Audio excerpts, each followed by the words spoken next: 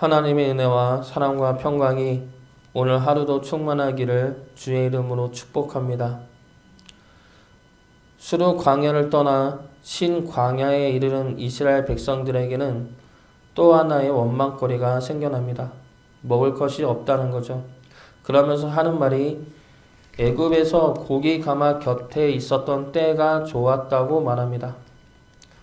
이 말은 실제 있었던 기억이 아니라 왜곡된 기억이죠.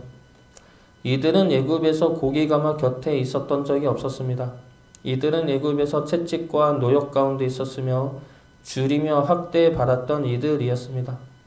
그럼에도 불구하고 이들의 기억을 왜곡한 것은 무엇입니까?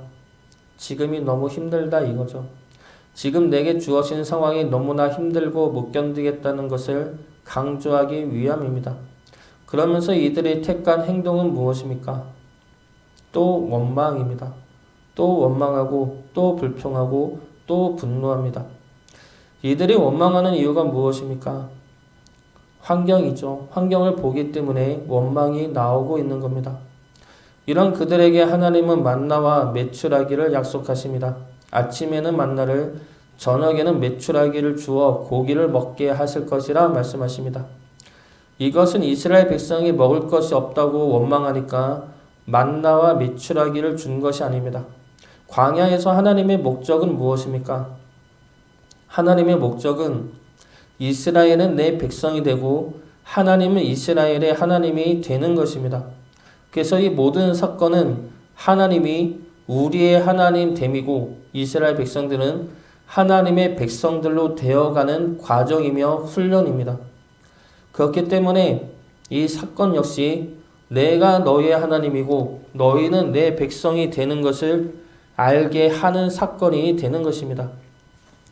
하나님은 오늘 본문에서 만나와 메추라기를 주신다 약속하시면서 그 목적에 대해 두 가지로 말씀하십니다. 먼저 하나는 너희를 시험하리라 라는 말씀이죠.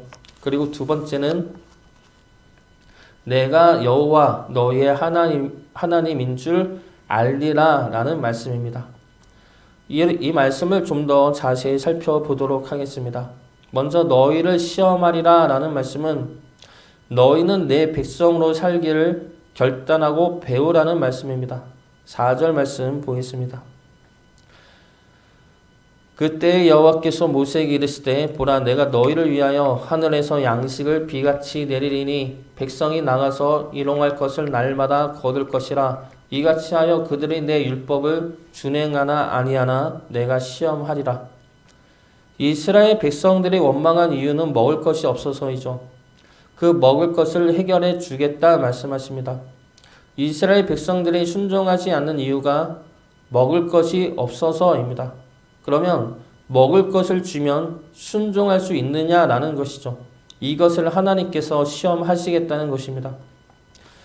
먹을 것이 없는데 광야길을 어떻게 걸어갑니까? 마실 것이 없는데 어떻게 걸을 수가 있겠습니까? 내 상황이 이런데, 내 환경이 이런데 어떻게 하나님을 따라 걸어갈 수가 있습니까? 이러한 원망이죠.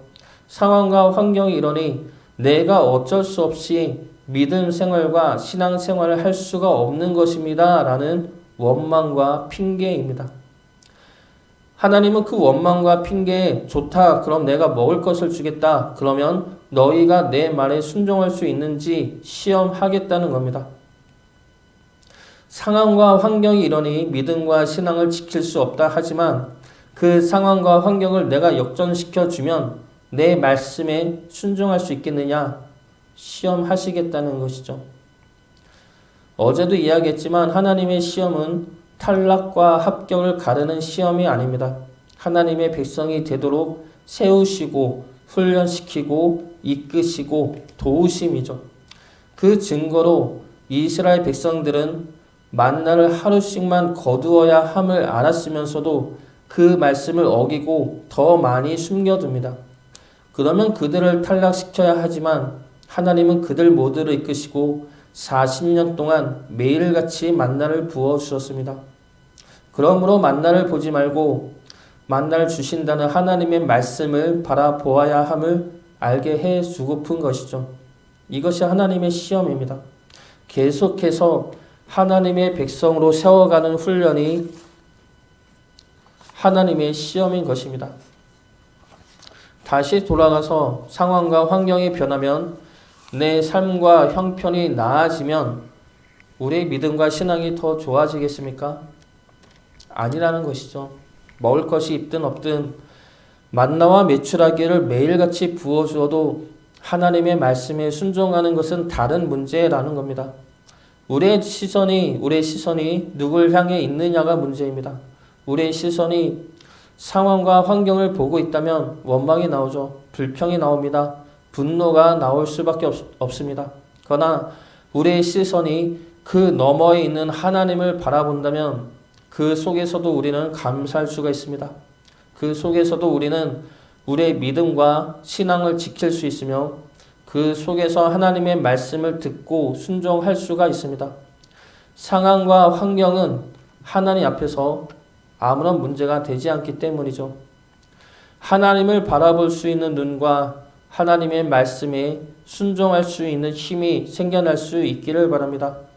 그러므로 하나님의 백성 되는 시험에서 이겨내시는 주의 자녀 되시기를 주의 이름으로 축복합니다. 두 번째로 이 사건을 통해 하신 하나님의 말씀은 내가 여호와 너의 하나님인 줄 알리라 라는 말씀입니다. 12절 말씀 보겠습니다. 내가 이스라엘 자손의 원망함을 들었노라. 그들에게 말하여 이르기를 너희가 해질 때에는 고기를 먹고 아침에는 떡으로 배부르리니 내가 여호와 너희의 하나님인 줄 알리라 하라 하시니라.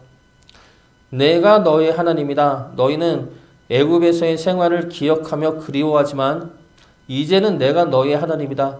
내가 너희를 빼내고 건지고 구원하여 홍해를 가르며 광야에서 길을 내 너희를 인도한 여호와 너희의 하나님이다. 이것을 너희가 알게 할 것이다. 말씀하시죠. 먹을 것이 없다고 원망하던 그들에게 하나님은 만나와 메추라기를 주십니다. 아침과 저녁에 날마다 부어주시죠. 그러므로 그들을 먹이시고 채워주십니다. 그러므로 우리의 참된 주인이 하나님이신 줄을 알게 하십니다. 애굽의 바로왕은 이스라엘의 주인이었습니다. 그는 폭력과 억압과 박해로 이스라엘을 다스렸던 이스라엘의 주인이었습니다. 명령과 강제와 협박으로 그들을 다스렸습니다. 그러한 폭력과 공포로 이스라엘을 다스렸습니다. 반면에 하나님은 선하신 하나님이죠. 오래 참고 인내하시며 긍휼함이 많으십니다. 하나님은 사랑이시죠. 그래서 사랑과 인내와 온유와 긍휼함으로 우리를 다스리십니다.